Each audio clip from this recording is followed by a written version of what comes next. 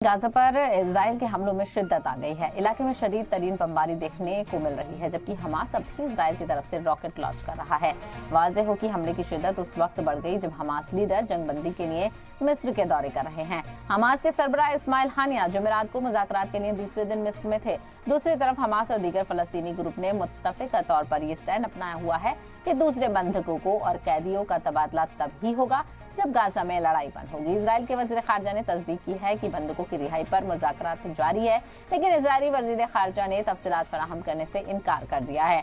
वहीं इजराइल के वज़ीर आज़म बेंयामिन नेतन्याहू ने फिर अपनी बात दोहराते हुए कहा कि जब तक इजराइल को फतेह नहीं मिलेगी, माफ कीजिएगा, तब तक लड़ाई जारी रहेगी। हमास का इजराइल पर इल्जाम है कि जुमेरात को दोबारा खोली गई करीम शलोम बॉर्डर क्रॉसिंग के दौरान इजराइल ने हमला कर दिया। हमले में 3 मजीद फलस्तीनी हलाक हो गए हैं। वाज़ेह हो कि हफ्तों के दबाव के बाद इजराइल ने 15 दिसंबर को करीम शलोम बॉर्डर को आर्जी तौर पर दोबारा खोला था ताकि रफा के जरिए से गाजा को बराह रास्त इमदाद पहुंचाई जा सके। हालांकि इजराइल ने हमास के इल्जामात का अभी तक कोई जवाब नहीं दिया है। वाज़ेह हो कि इजराइल की बमबारी के नतीजे में 20,000 से ज्यादा फलस्तीनी मारे जा चुके हैं। इजराइल पर इल्जाम है कि वह आम शहरियों को निशाना बना रहा है, यहाँ तक कि गाजा के अस्पतालों पर भी बम बरस रहे हैं। तो जंगबंदी के क्या असर यहाँ पर नजर आते हैं, ये सवालिया निशान है, क्योंकि इजराइल के हमलों में शिद्दत ही अभी भी नजर आ रही है। गाजा में बमबारी का सिलसिला रुकने का नाम नहीं रह रहा है और ताज़ा हमले में मजीद फलस्तीनियों की मौत हो गई है। जंगबंदी के लिए हमास लीडर के मिस्र दौरे से बात बनती हुई अभी नजर नहीं आ रही है। हालांकि इस दौरे को लेकर मिस्र जिस तरह से सालसी का किरदार अदा कर रहा है, ऐसे में देखना बेहद अहम होगा कि आखिर इस बातचीत के बाद क्या जंगबंदी होगी, अगर होगी तो कब तक होगी, कब कत्लेआम यहाँ पर खत्म होगा। तो इजराइल हमास जंग पर सिर्फ बातें ही कर रही है दुनिया, लेकिन इसमें के खात्मे को लेकर कोई खातिर खास सॉल्यूशन नजर नहीं आ रहा है।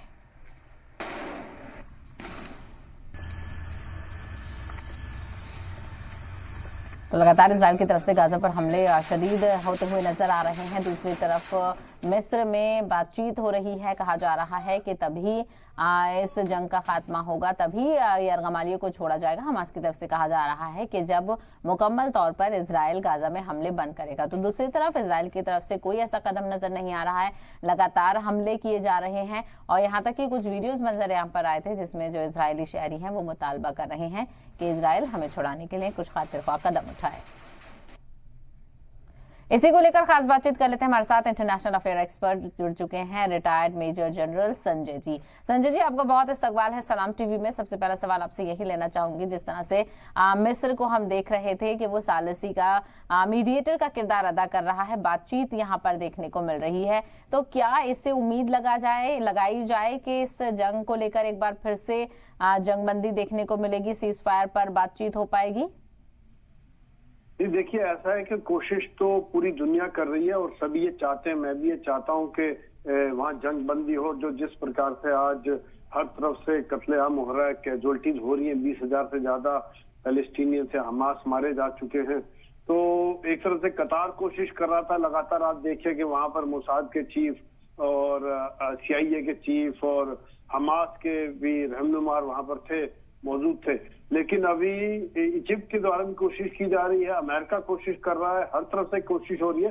लेकिन कहीं ना कहीं ये दोनों तरफ से जिद है कि एक तरफ से नेतन्याहू की जिद है कि हमास को पूरी तरह से खत्म करना है, और दूसरी तरफ से हमास का भी देखा जाए तो लगातार सिविलियन को ढाल बनाकर लड़ाई लड़ रहे हैं, जिसके कारण सिविल कैजुअल्टी बहुत ज्यादा बढ़ती जा रही है, जो वाकई में पूरी दुनिया के लिए चिंता का सबब है।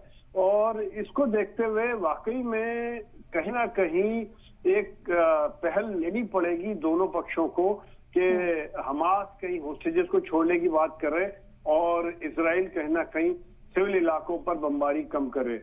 साहिबा जी, बिल्कुल संजय जी, ये जिक्र हमने बार बार देखा हमास की तरफ से। हालांकि जब मिस्र में बातचीत हो रही थी तब भी यही कहा गया कि जो बनाए गए हैं बंधक जो हैं, अभी भी कई सारे हॉस्टेजेस हैं, उनको तभी छोड़ा जाएगा जब इजराइल अपनी कार्रवाई बंद करे। लेकिन इजराइल इसको लेकर राजी होता हुआ नजर नहीं आ रहा है। आखिर इजराइल का मोटिव यहाँ पर क्या नजर आ रहा है? क्यों इतनी तवील जंग वो खींचता हुआ यहाँ पर नजर आ रहा है? माजी में भी हमने देखा है, पहले भी जंग हुई है, लेकिन इस तरह के हमले पहले कभी नहीं हुए, और वो भी इतने लॉन्ग टर्म के लिए। बिल्कुल साहिबा जी, असल में यहाँ पे हमें देखना पड़ेगा इजराइल की सोच क्या, उसका सोचने का तरीका क्या है। अभी भी इजराइल ये सोच रहा है कि जो पिछली बार जो हमास टेबल पे आया था और 96 के लगभग होस्टेजेस छोड़े गए थे, वो इन्होंने जो मिलिट्री अटैक किए थे, हमले किए थे, उसने हमास को मजबूर किया था इस पर नेगोशिएटिंग टेबल पर आने के लिए और उनको बातचीत करने के लिए। लेकिन ये देखा जाए तो ये यही उनकी सोच है और यही कारण है कि हम इनको इतना तोड़ेंगे, इतना पनिश करेंगे, इतना नुकसान पहुंचाएंगे कि मजबूर होके बात करने पर आए और होस्टेजेस को छोड़ें। उधर हमास कह रहा है कि जब तक ये बमबारी नहीं रोकेंगे। तो यहाँ पे एक ऐसा पेच बुरी तरह से फंसा हुआ है कि ना हमास दबने को तैयार है, ना इजराइल पीछे हटने को तैयार है।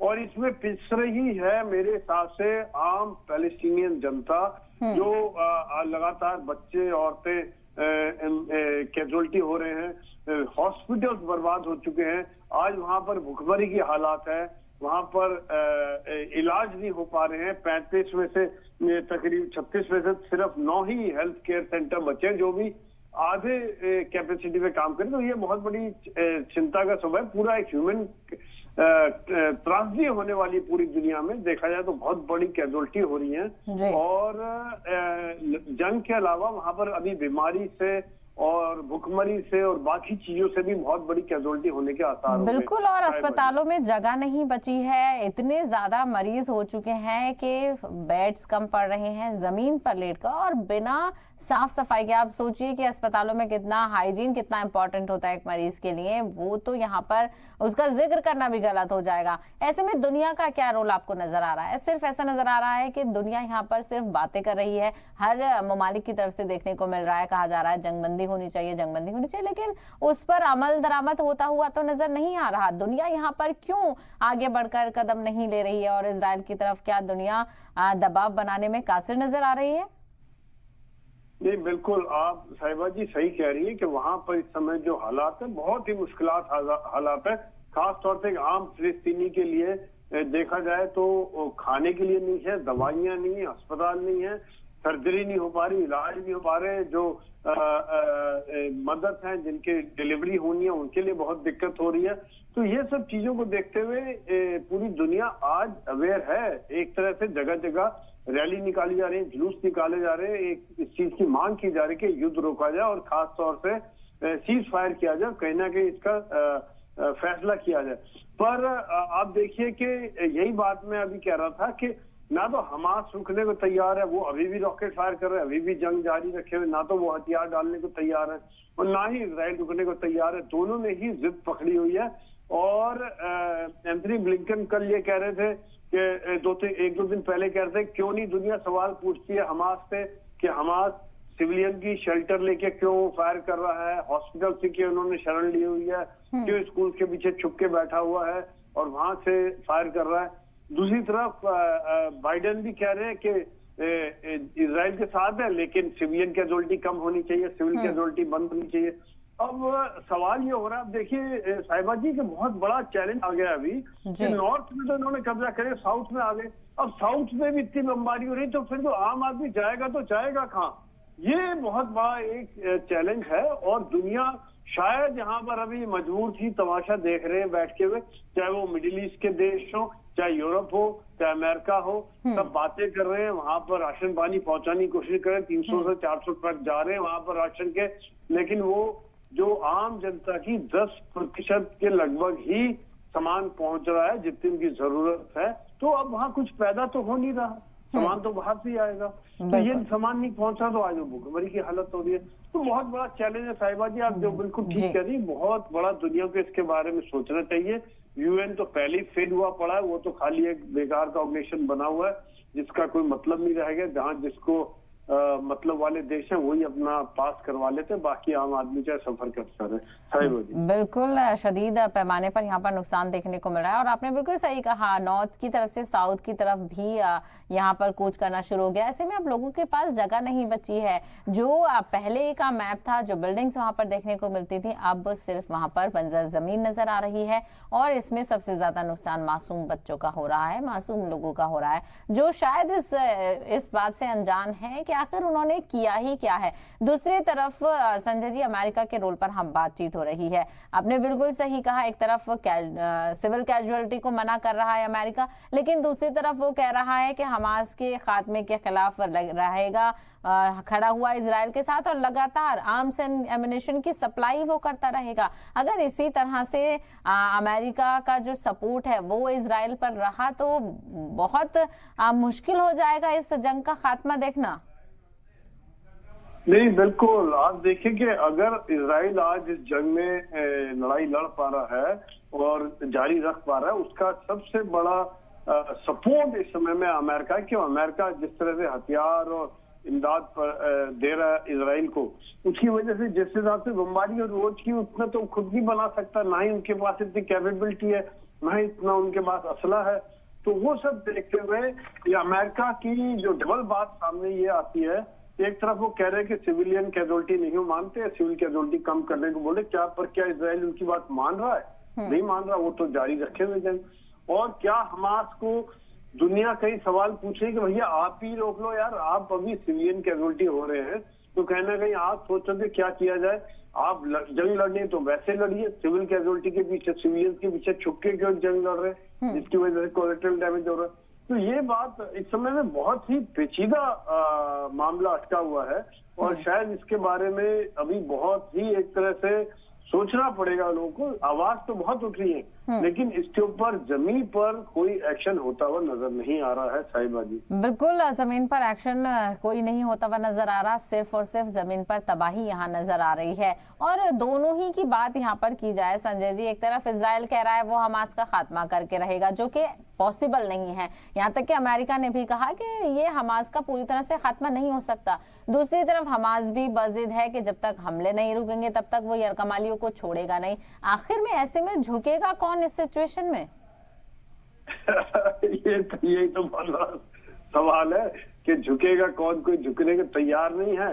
वो आम आदमी की किसी को चिंता नहीं है, चाहे वो पैलेस्टीनियंस हो या वो वहाँ बच्चे हो, औरतें हो, उनकी किसी को चिंता नहीं। ना हमास को चिंता है, ना इजराइल को चिंता है, क्योंकि इजराइल अपनी जिद पकड़ा हुआ है कि अगर जो हमास के साथ खड़ा हुआ है, जहाँ पे शेल्टर है, उसको उन्होंने बिल्डिंग को जमींदोज कर देना।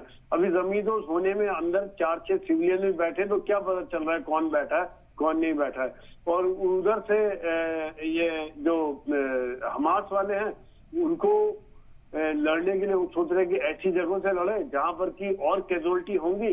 तो पूरी दुनिया में जो वीडियोज आ रहे हैं सोशल मीडिया पर, जगह जगह सिविलियन कैजुअलिटी के, औरतों के, मासूम बच्चों के जो घायल हुए हैं, उनकी जो वीडियोज आ रहे हैं, उसके द्वारा पूरी दुनिया में इजराइल के खिलाफ विरोध बढ़ता जाएगा। और ये हकीकत भी है। इनफैक्ट अब धीरे धीरे काफी इजराइल के ऊपर प्रेशर पड़ रहा है, यूरोप के द्वारा भी, आम जनता के द्वारा भी, ह्यूमन राइट्स एजेंसीज के द्वारा भी, कि आप इस तरह की कैजुअलिटी को रोकिए, बंद कीजिए। और ये देखिए कि यूएन में भी लगातार प्रपोजल आ रहे हैं सीज फायर के, जिसको कई बार वीटो के द्वारा रोका जा रहा है। लेकिन एक जनता की राय बढ़ती जा रही है इस तरफ के सीज फायर होना चाहिए, और इस तरह से जो आवाम जो सफर कर रही है उसको कम किया जाए साहिबा जी। बिल्कुल, लगातार इसी तरह की बातें देखने को मिल रही हैं, लेकिन ये महज